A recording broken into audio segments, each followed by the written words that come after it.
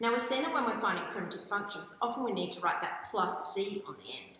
And we need to acknowledge that you can't always work out what c will be, and you need to often just leave it hanging there.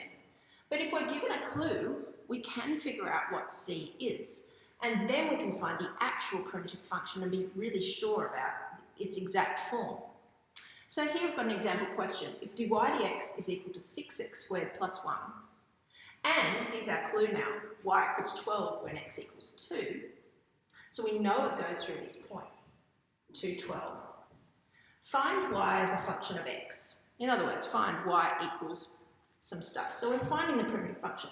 Now let's start by using the strategy that we know that has the plus c on it. We need to always start with that. We need to go ahead and integrate these terms one at a time. So what's the rule? Well, the 6 just stays there. The x, we need to add 1 to its index, and then we need to divide by the new index.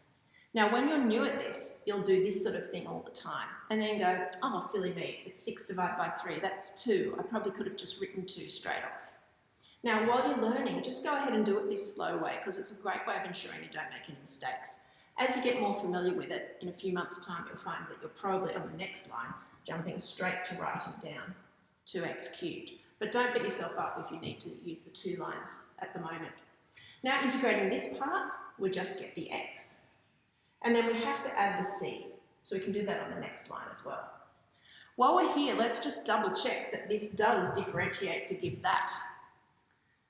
Differentiate this, bring the 3 down the front and multiply it by the 2, you get your 6, and the 3 will drop down to a 2, so we'll have 6x squared, and this will give us the 1, so we're good. All right, now we need to use our clue. We can sub in when x equals 2, y equals 12. So 12 is equal to 2 lots of 2 cubed plus 2 plus c. So here 2 cubed is 8, 2 8s are 16, so 12 is equal to 16 plus 2, which is 18, plus c, so c must be negative 6. Now we've got a value for c, we can go ahead and rewrite this form of our function, and instead of having that embarrassing plus c on the end, we can go ahead and fill it in with a confident minus 6 instead. And that's our function. And now let's have a go at a tricky one. This one's tricky because it starts out with the second derivative. It tells us what that is, and then it gives us some clues that are related not to the first derivative, but to the actual primitive function. So we're going to need to differentiate twice before we can actually use our clues. And there's 2 clues there that are going to help us because we're going to have 2 unknowns. All right, first thing to do is to integrate this. Find the primitive of the second derivative, which will be the first derivative. Now, our 12 stays there, remember that. We rewrite everything in the brackets, we're reversing the chain rule here. Our 2 needs to become bigger to become 3. But we need to divide by some things. We need to divide by our new index, and we need to divide by the coefficient of x, which in this case is 1. But it's worth noting here so that you know this needs doing. That 3 times 1 is down there. Now at this point you might want to say, hey, instead of rewriting that again, I can see I've got 12 divided by 3, which is 4. So we're going to just write it that way. Or if you didn't get to that till the next line, that's totally fine to spend a line on that. Now there's something I've forgotten. What is it? Plus c. All right, can we figure out yet what that c is? Well, no, because we don't have any information about this first derivative. So we can't do much more now except integrate again and find the next primitive function. All right, so we're integrating again. We're going to leave our 4 there. We're going to rewrite what's in the brackets. We're going to make the 3 go up to a 4. And remember, we need to divide by the new index, and we need to divide by the coefficient of x, which again is just 1. So now we've got our 4 divided by 4, we could actually just say, well, that's 1, and we can just leave it like this. Now we need to integrate this. Now, even though this is a constant that we don't know, we do know that if we integrated, like what would we do if this was, say, 9? We'd say we had 9x. If it was a 3, we'd say we had 3x. If it was 100, we'd say we had 100x. So we need to include it here and say we've got c x's. That's how many of them we have. But now we have a new constant to add. Because we've integrated this function to find this one, there's still an unknown at the end. We know that this is some kind of number, and we've accounted for that, but we don't know what could come after. So we need to add another constant. Now, rather than put a big C again, that's going to get confusing because I already have a big C here.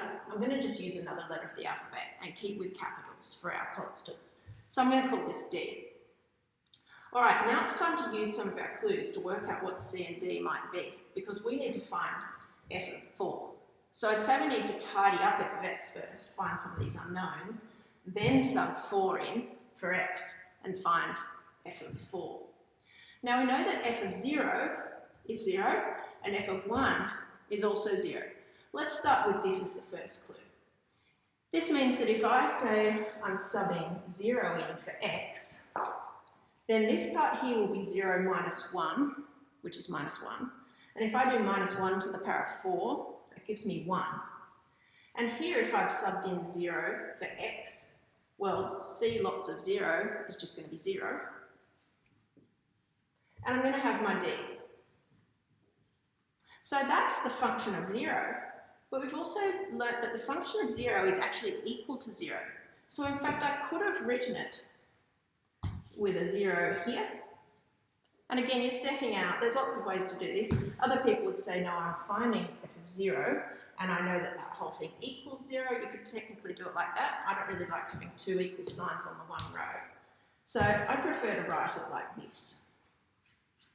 Okay, so I've got 0 equals 1 plus D, so D must be negative 1. Good, so now I can rewrite my function up here really and say I know a little bit more about it now.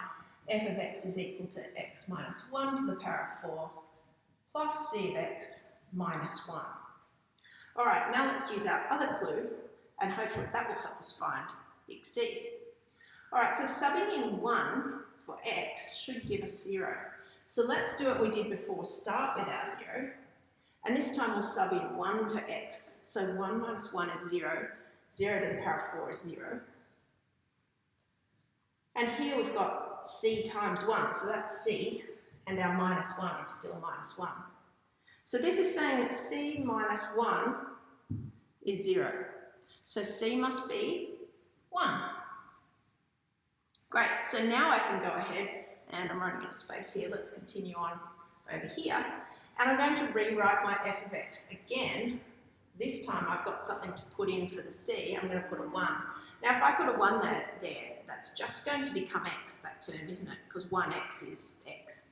So let's write x minus 1 all to the power of 4 plus c minus, oops, sorry, not c, plus x minus 1. That's my function. Now what did the question actually ask for?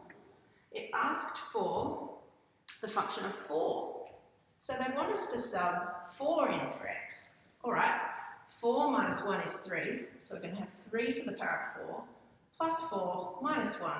So that gives us 81, plus 4 is 85, minus 1 is 84, and that's my answer.